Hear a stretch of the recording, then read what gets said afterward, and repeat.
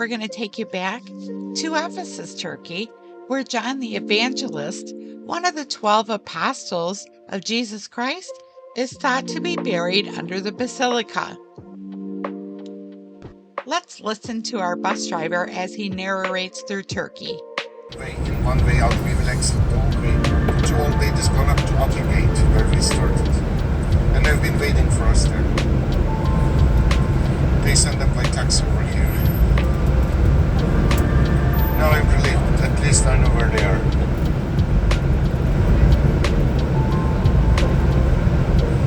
John the Apostle was in his 30s when he brought Mother Mary here. He was exiled to Greek island Patmos when he was 80 years old. 80. He had 4 years in a cave in the island, had revelation, and after came here. Instead of going back to the city where they were still mad at him, he lived in a small house here in disguise, traveled all the other cities, and wrote the book of Revelation here after 80. Died at 103. And biblical references say that faced lots of difficulties, God gifted him with a long life.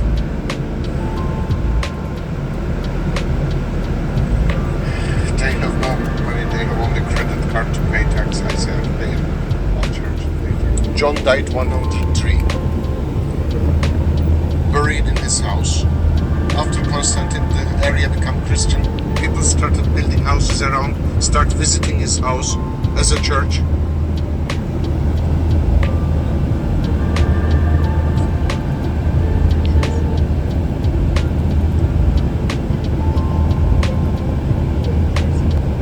So, in the 5th century, they built a church right on top of his house. If it didn't collapse, it could have been as big as St. Mark's or St. Peter's. One of the biggest cathedrals of the world. 500. Castle built 1000 AD, so a lot later.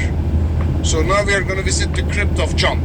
We'll use the radios. On the way back, we will return the radios and earpieces back to our driver, please. Let's walk into House of John. All right.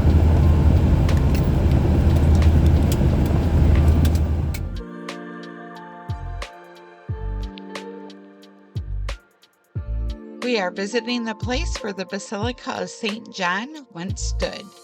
It is also the burial place of this apostle. The basilica was built on the site of the burial of John the Evangelist, one of the 12 apostles. According to one version, the beloved disciple of Jesus Christ spent his last years here, in the territory of ancient East Ephesus. It is believed that John the Evangelist led the local church, opposed heretics, and wrote the gospel here. In guidebooks, it is written that after the crucifixion of Jesus Christ, John the Evangelist came to Ephesus with the Virgin Mary, where she lived until 101 years old. The apostle himself was buried on a Seleucid hill at the age of about 100. In the 1st century AD, a memorial tomb was built over the saint's grave, later by order of Emperor Justinian. A basilica was erected here, and the ruins of which can still be seen today. Over time, the basilica fell into disrepair. In the 14th century, part of it was converted into a mosque. The final destruction occurred during an earthquake in the second half of the same century. Excavations at the site have been carried out since about the 1920s. The Basilica of St. John had a resemblance to the Church of the Holy Apostles. It took on its cruciform form in its design. The basilica was a domed basilica where the domes were placed over the central crossing. 5 domes rested on solid piers in the corners of the cross and cement around the center crossing. Massive marble pillars were built and erected to support the domes, just like the Church of the Holy Apostles. The main entrance to the gate to the basilica was called the Gate of Persecution. The walls would be constructed of towers that were either empty or used as bastions. The interior of the vault within the church was covered in mosaic, while the walls and pillars were covered in marble plates and decorated in different colors. Directly beneath the altar lay a crypt with several rooms, one of those the tomb of St. John itself. On the altar, the inscription of the 14th verse of the 132nd Psalm can be read, which reads, "This is my resting place forever. Here will I dwell."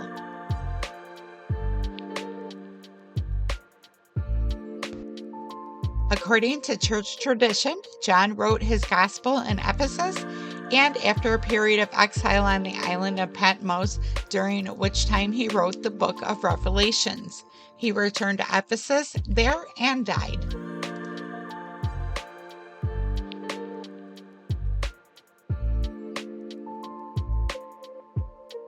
I hope you enjoyed my video today on John the Apostle.